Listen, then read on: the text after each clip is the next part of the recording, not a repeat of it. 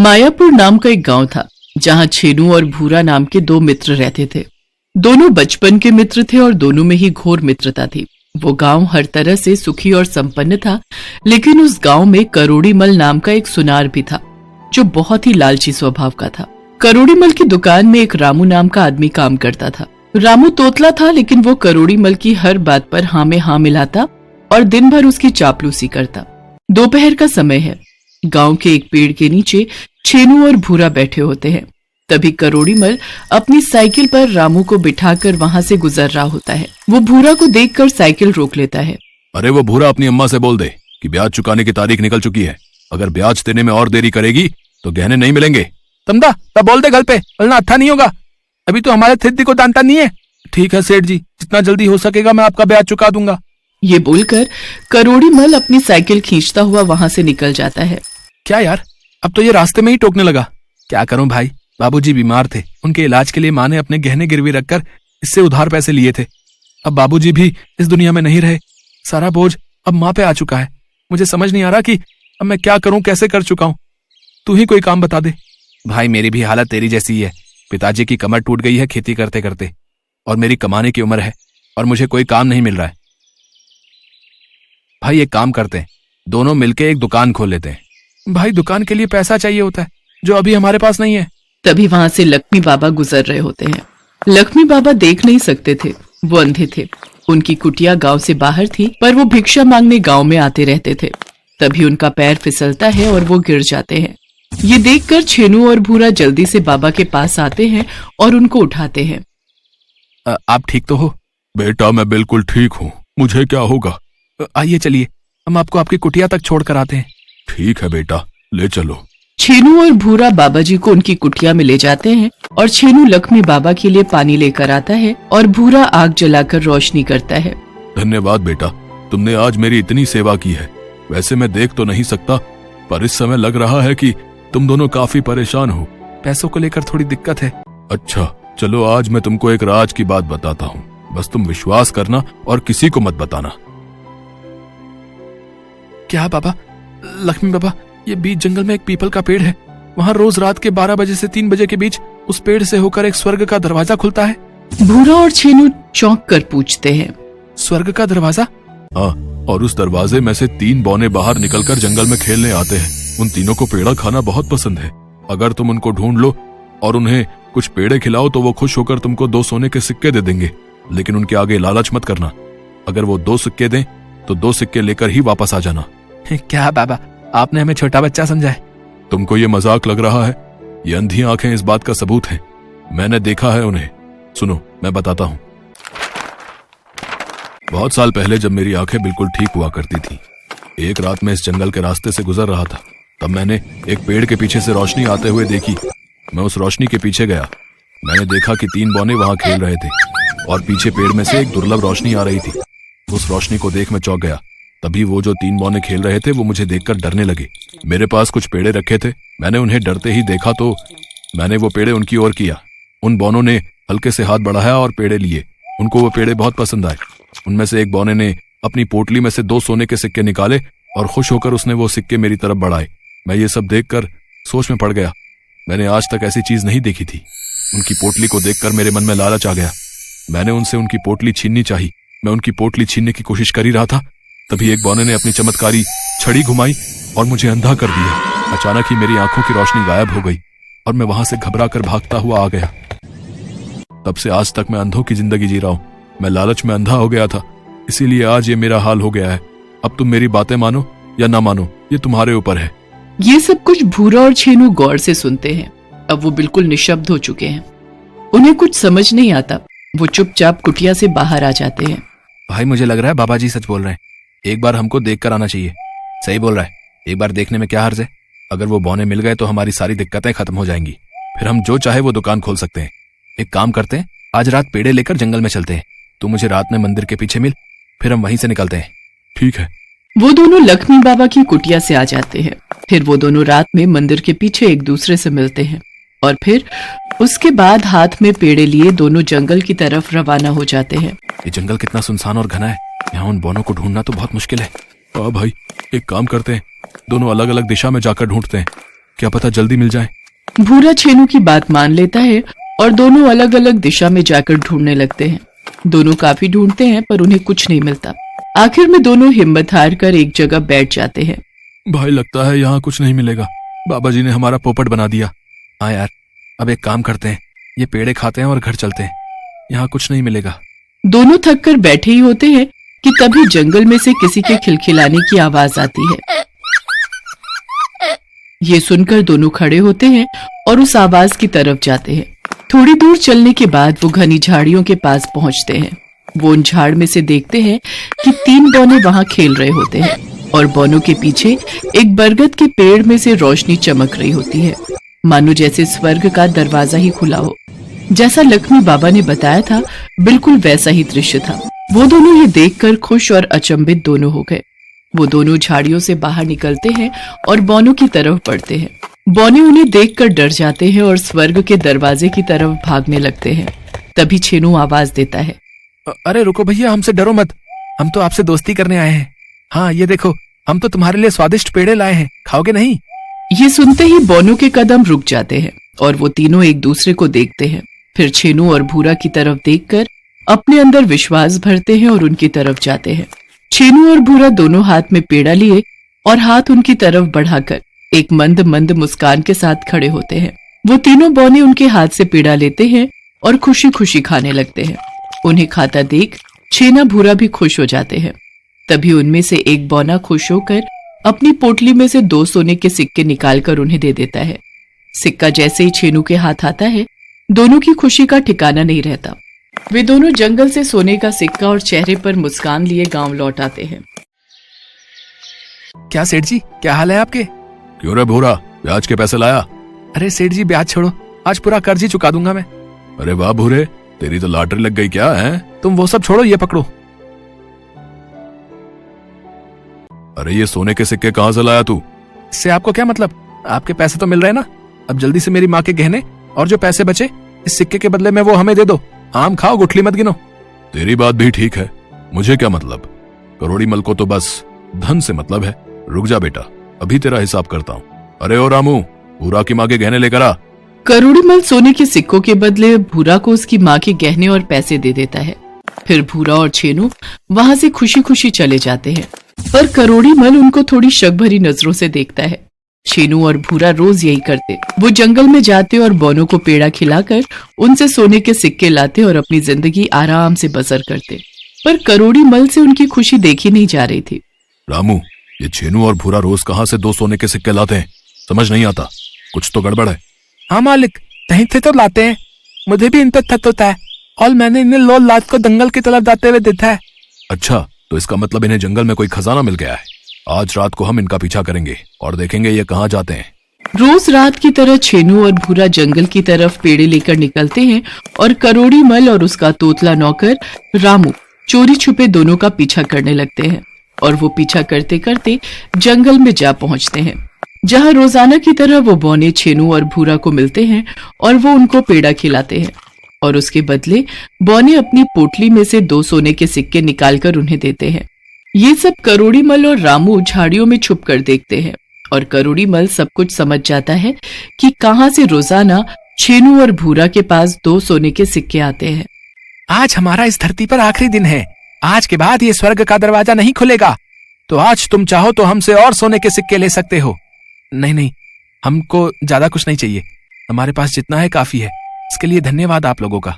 छेनू और भूरा का साफ दिल देखकर बौने खुश हो जाते हैं और वो अपनी जादू की पोटली उनको देते हैं। तुम दोनों की ईमानदारी देखकर हम बहुत खुश हुए। ये लो पोटली, तुम लोग रख लो, ये हमारी तरफ से तोहफा है। ये जादुई पोटली है, तुमको जब भी सिक्कों की जरूरत पड़ेगी तुम इसमें से सोने के सिक्के निकाल सकते हो।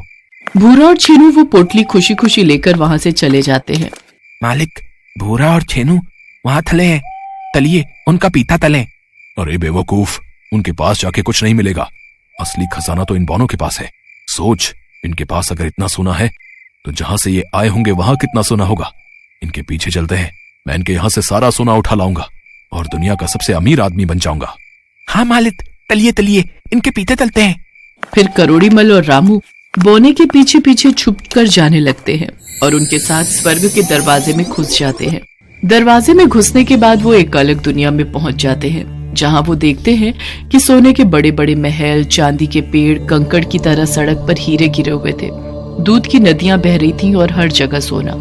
ये सब देखकर दोनों की आंखें फटी की फटी रह जाती हैं। उन्होंने जिंदगी में ऐसा दृश्य नहीं देखा था। वो ये सब देख ही रहे होते हैं, तभी पीछे दरवाजे से एक आवाज आती है। ये दरवाजा हमेशा के लिए अब बंद होने जा रहा है।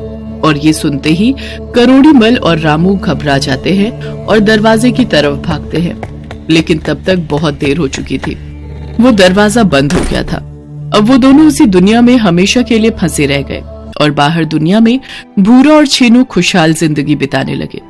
इस कहानी से हमें सीख मिलती है कि हमें कभी ना तो किसी की नकल करनी चाहिए और ना ही लालच करना चाहिए।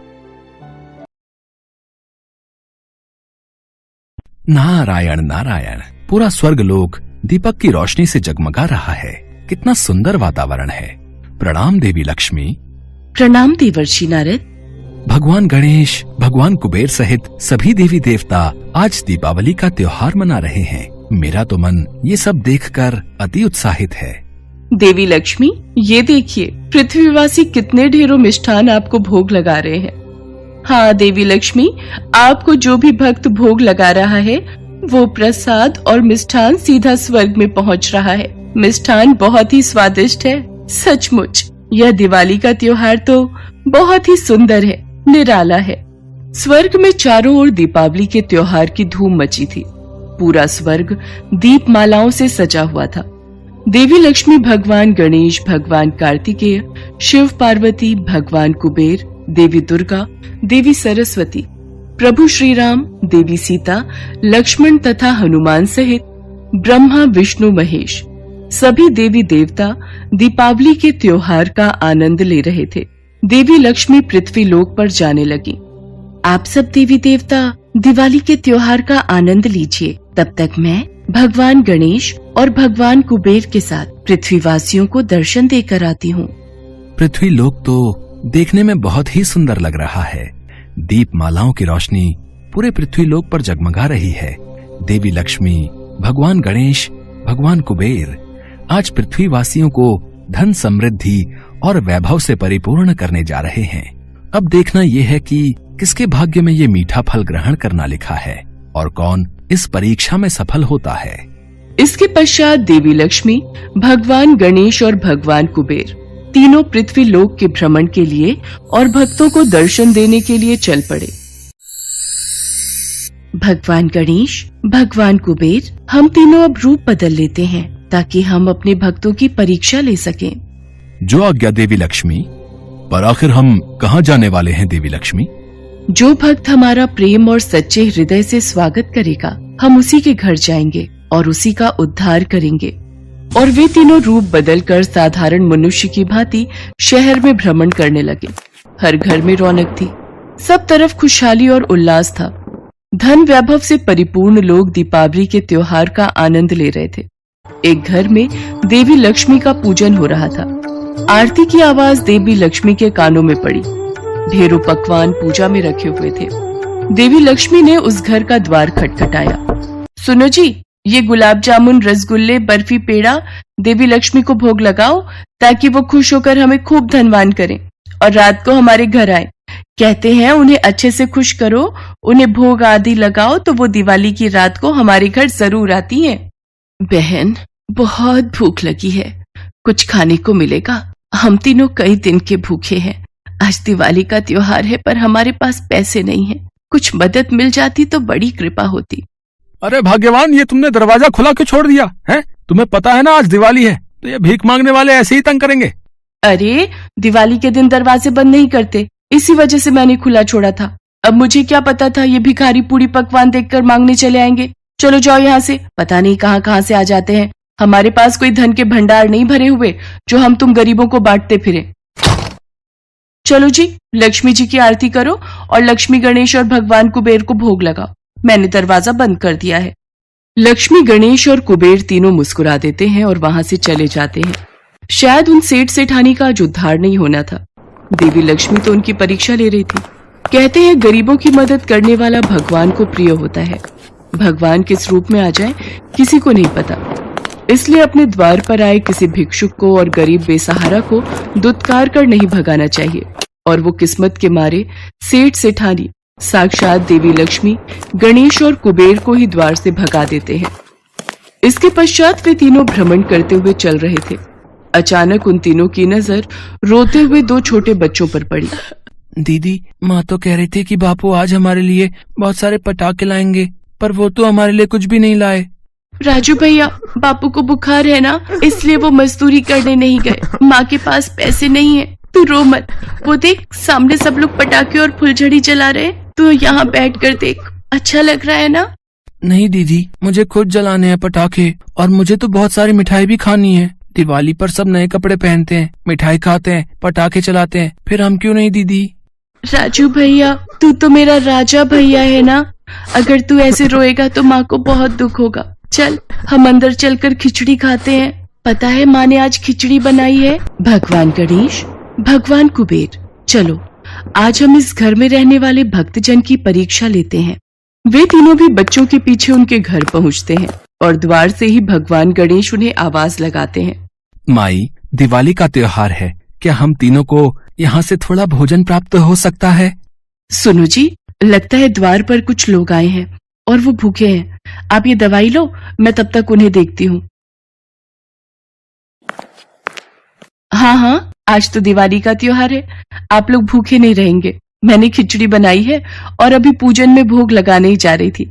आप कुछ देर विश्राम कीजिए, मैं दिवाली का पूजन कर लूं, फिर आपको खिचड़ी का प्रसाद खाने के लिए दूंगी। हाँ बहन, कोई बात नहीं, तुम पूजन और आरती कर लो, तब तक हम तीनों यहीं बैठे हैं। सुमित्रा, उसके पति और दोनों बच्चे माँ लक्ष्मी, भगवान गणेश, भगवान कुबेर और सभी देवी देवताओं की मन से आरती और पूजन करते हैं। प्रभु की लीला भी कितनी न्यारी है। आज साक्षात तीनों देवी देवता उस पूजन में वहां बैठे हुए थे। उसके पश्चात सुमित्रा खिचड़ी का भोग लगाकर उन तीनों को खाने के लिए खिचड़ी देती है। क्षमा करना अतिथि देव, आज प्रसाद में सिर्फ खिचड़ी ही भोग लगा पाई। क्या करूं, मेरे पति की तबीयत कुछ दिनों से ठीक नहीं है, इसलिए वो मजदूरी पर नहीं जा सके। मैं तो दिवाली पूजन में देवी देवताओं को लड्डू मिष्ठान का भोग भी नहीं लगा सकी। सुमित्रा की आंखें आंसुओं से भर जाती हैं। देखते ही देखते तीनों देवी देवता अपने रूप में आ जाते हैं। अपने सामने साक्षात देवी लक्ष्मी, भगवान गणेश और भगवान कुबेर को देखकर सुमित्रा और उसका पति चौंक जाते हैं। सुमित्रा, तुम ही तो चाहती थी कि आज हम तुम्हारे घर खिचड़ी का भोग खाने के लिए आए। देखो, तुम्हारा खिचड़ी का प्रसाद स्वर्ग में सभी देवी देवता प्रेम पूर्वक ग्रहण कर रहे हैं। और वास्तव में सुमित्रा का भोग लगाया खिचड़ी का प्रसाद स्वर्ग में सभी देवी देवता भी आनंद पूर्वक खा रहे थे। सुमित्रा, तुमने प्रेम पूर्वक हम तीनों का स्वागत किया है, इसलिए हम तुम्हारे घर से ऐसे नहीं लौटेंगे। उसी पल तीनों देवी देवताओं ने अपने हाथ आगे किए और उनके हाथों में से सोने के सिक्के गिरने प्रारंभ हो गए। देखते ही देखते सुमित्रा की झोली सोने के सिक्कों से भर गई।